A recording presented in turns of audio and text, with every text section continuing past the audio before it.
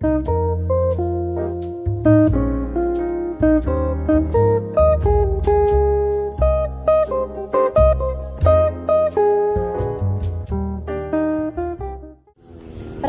nama saya Naura Izati, NIM saya 11230183000004. Saya akan menjelaskan tentang keberagaman di Indonesia dan mengangkat isu SARA yang sampai saat ini masih menjadi konflik di Indonesia. Indonesia merupakan negara yang kaya akan keberagaman. Keberagaman di Indonesia tersebar dari Sabang sampai Merauke. Butuh waktu yang tidak singkat untuk menjelajahi keberagaman tersebut. Sehingga Taman Mini menjadi sarana yang tepat untuk mengenal Indonesia secara singkat.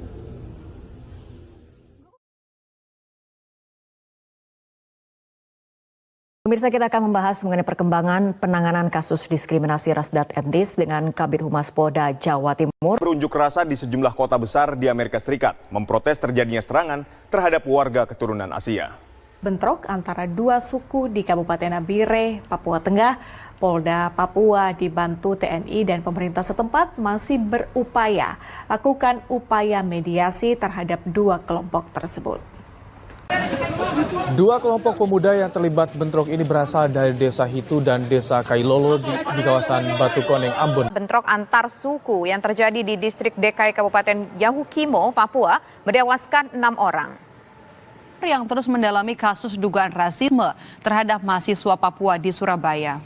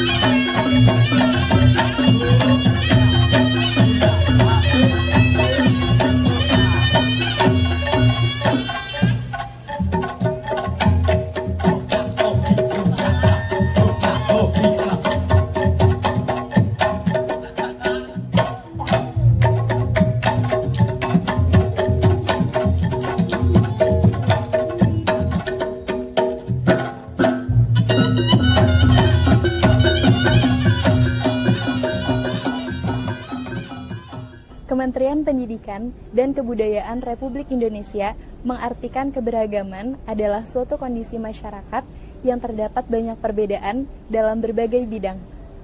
Oleh karena itu, keberagaman mengacu pada keadaan di mana terdapat perbedaan dalam suatu masyarakat, antara lain perbedaan suku, ras, agama, kepercayaan, ideologi politik, sosial budaya, ekonomi, dan lain-lain.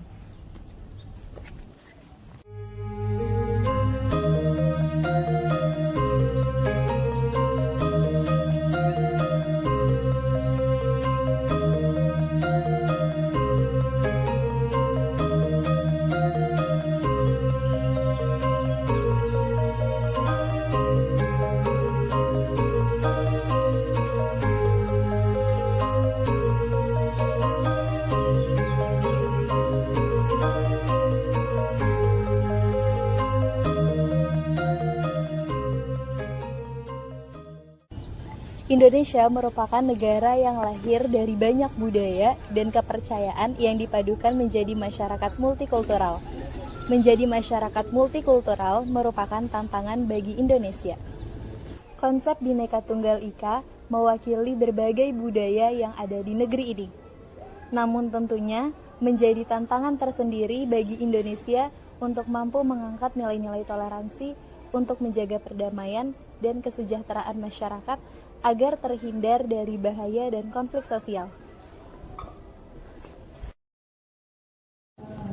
Sebagai orang Indonesia, kita sering membanggakan betapa beragamnya negeri ini. Tetapi intoleransi Indonesia telah menjadi momok yang menakutkan bagi masyarakat Indonesia. Penyebab konflik yang paling umum cenderung bersumber dari berbagai alasan. Salah satunya ialah SARA, suku, agama, ras, antar golongan. Sampai-sampai banyak yang menghindari untuk berbicara tentang SARA.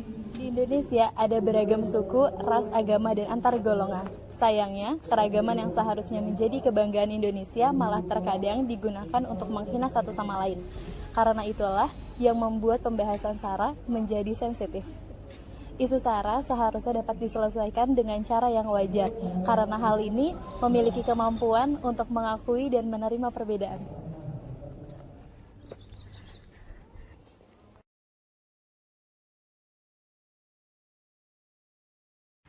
Jadi, kenapa sih kita susah akur?